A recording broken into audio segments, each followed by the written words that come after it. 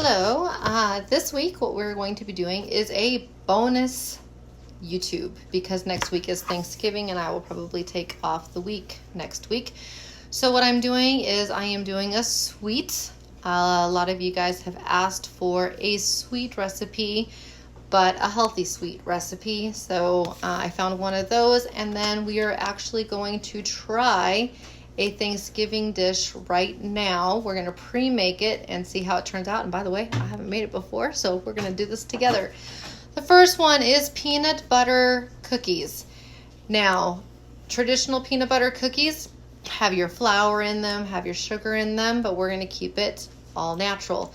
This is very much, this particular recipe, what I love about it, it is keto, paleo, whole foods, healthy living, but diabetic friendly, and I'll explain why here in just a little bit. Easy to digest.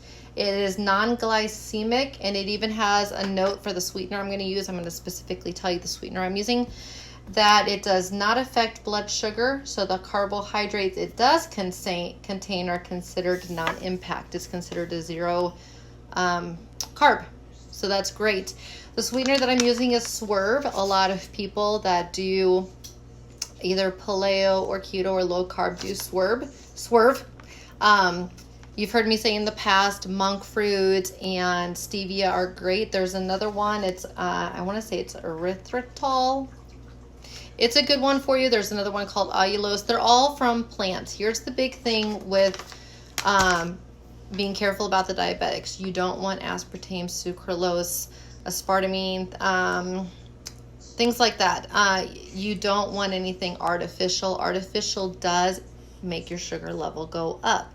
So you want to make sure that you are sticking with not regular sugar and not those. You need to be using a plant-based sweetener, but it is one that does not impact your sugar levels. So this one, I'm happy to say, meets the keto, the paleo, the low carb, the whole food, and is diabetic friendly. You can enjoy, make it now, maybe have it out as a treat next week while you're waiting for your pies or whatever. So here we go. Peanut butter cookies. Now I am using almond butter.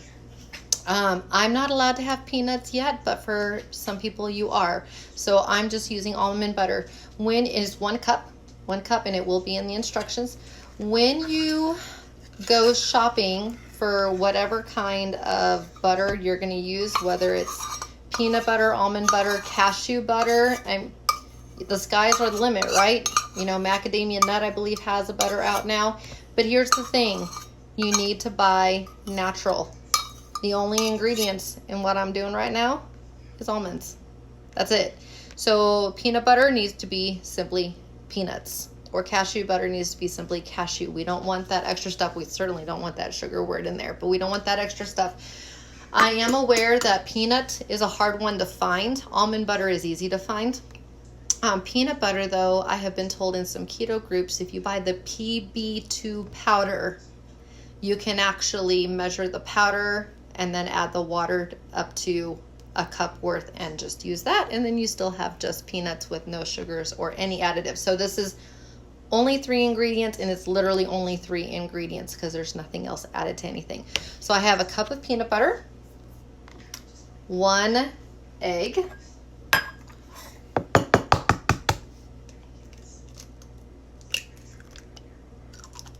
got a paper towel over here to put that on, and then with the Swerve, and I'm purposely using Swerve because it is approved, and I wanted to make sure, because I had some people asking that one. I do the sweet, but I also make it diabetic friendly, so just for you guys. This is the Swerve granular. I actually have the Swerve granular, the Swerve brown sugar, and the Swerve powdered sugar. So no matter what you're baking, you're good to go, and it doesn't, no carbohydrates. It's a zero calorie, 0 carbs. Great, great, great. So going to do a 1/2 cup. Looks like I need about a teaspoon more.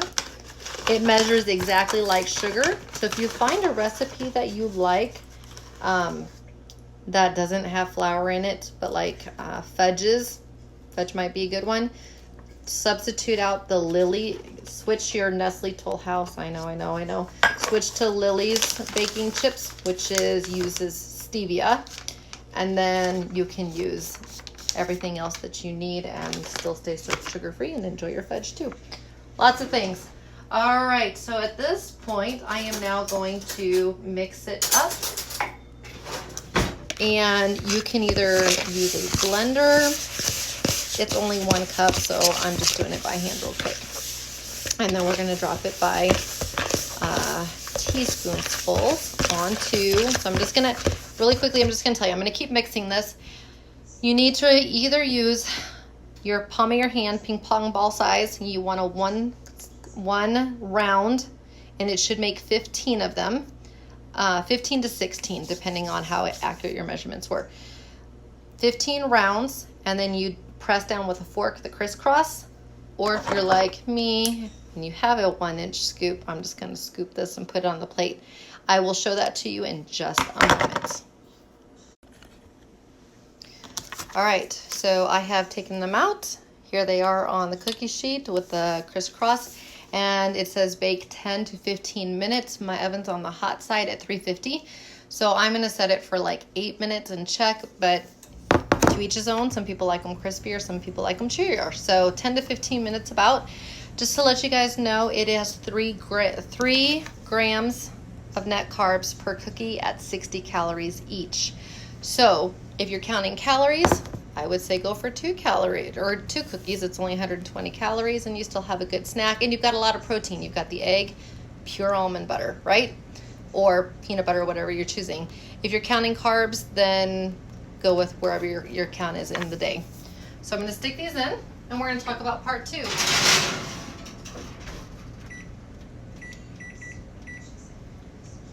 All right, I don't know about you, but I'm tired of mashed cauliflower. I'm like seriously tired of mashed cauliflower. So for part 2, I came across a little gem the other day. And this, I have not seen this done. I am literally off the cuff doing this. So let's compare a potato to a cauliflower. And a potato to a rutabaga. I'm not doing cauliflower mash. I'm going to do a rutabaga mash.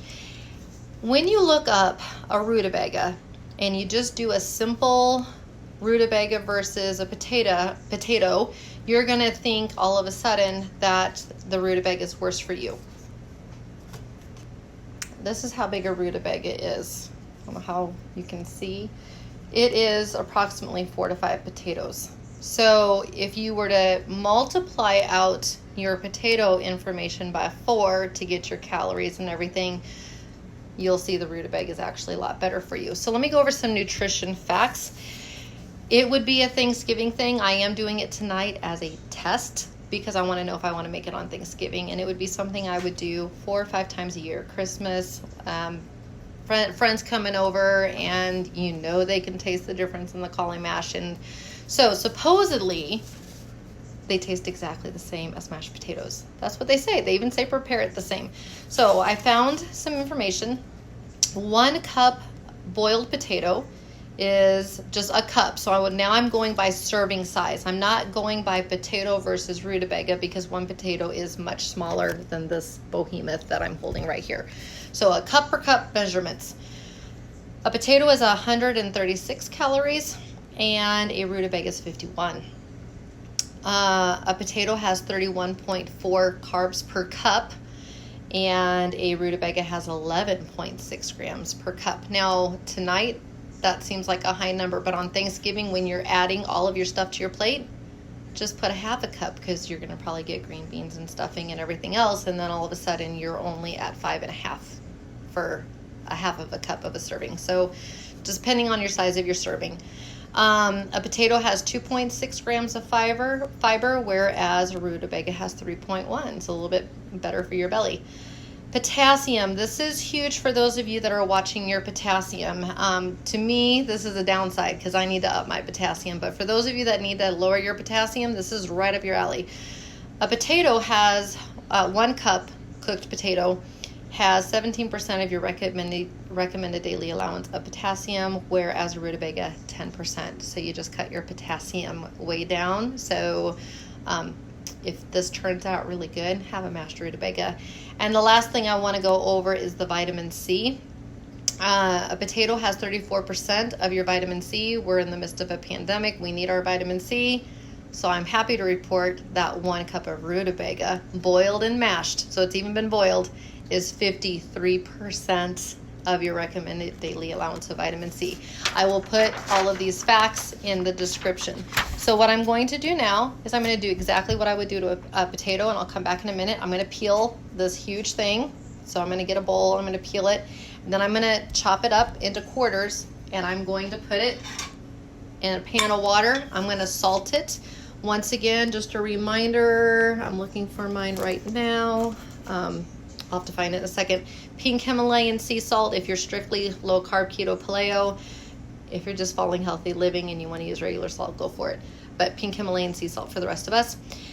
When it's ready, I will drain it when it is fork tender, just like a potato. And then guys, it says season like a potato.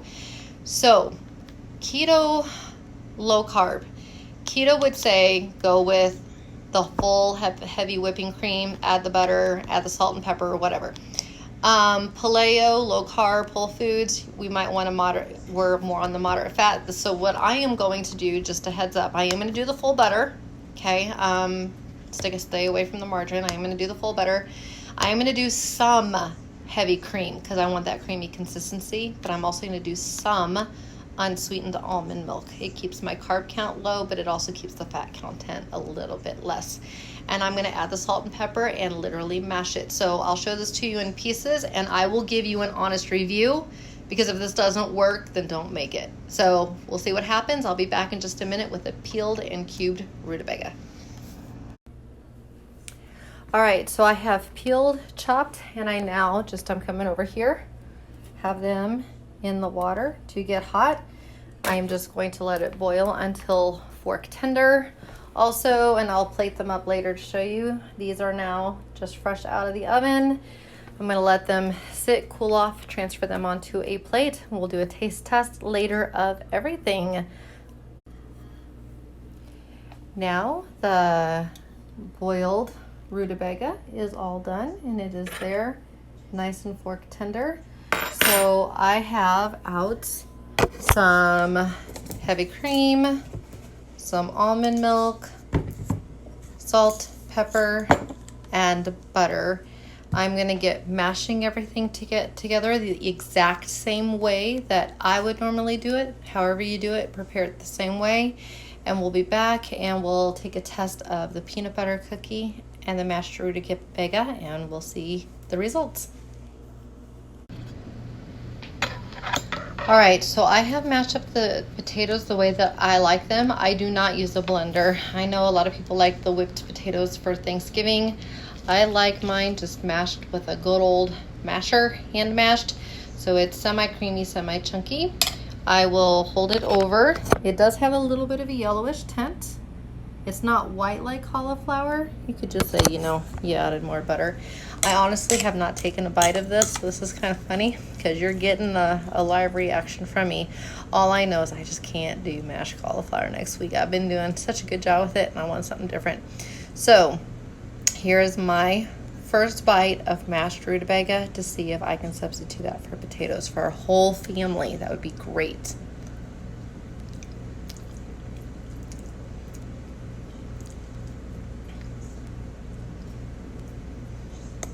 Okay, I'm gonna be honest with you. We can totally do this. Much better than mashed cauliflower. It has a mixture of a regular potato taste and a sweet potato taste. So it kind of tastes like I mixed the two. Like I mixed a potato and I mixed a sweet potato and I mashed them together. So if you like a sweet potato and you like mashed potatoes, oh my goodness. Yeah. That was 2 bites. As long as my family can handle this, there is easily 4 or 5 servings in here, and I can do this next Thanksgiving, like next week easily. Here's the cookie. I get 2, so I get 1 snack in the afternoon, which would be equivalent to 2 cookies. So actually I'll take my 2 cookies right now. I'll put one over to the side and I'll take 1 bite because I'm not supposed to technically eat for another hour and a half because I'm timed. So I'll give you one bite on this. Oh, those are chewy.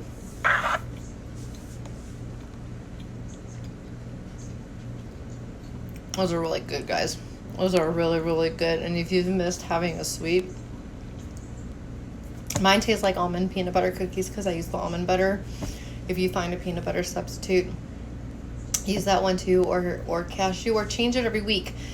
I did see somebody post, because that one came from a diabetic site.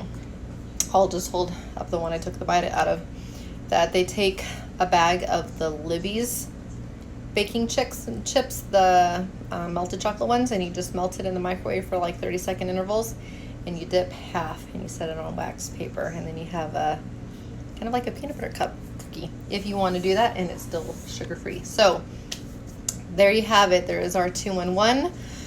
Earlier I did the peanut butter cookies, and then I did the mashed rutabaga, both a total game changer. Cookies, once again, 60 calories a cookie, or 120 for 2, but only 3 net grams of carbs in those. The rutabaga I'll give you all the facts on, but way healthier than the potato. And if you're switching out from the mash, give it a try. And if you want to try it this week, kind of like what I'm doing, try it this week just to make sure you'll all eat it next week. We're having chicken for dinner, so chicken and potatoes. I'm just going to let this cool down, and I'll just reheat it up when it's time for dinner tonight. So I hope you enjoy, and I hope I gave you some ideas to use this week, next week, and in the future. Thanks.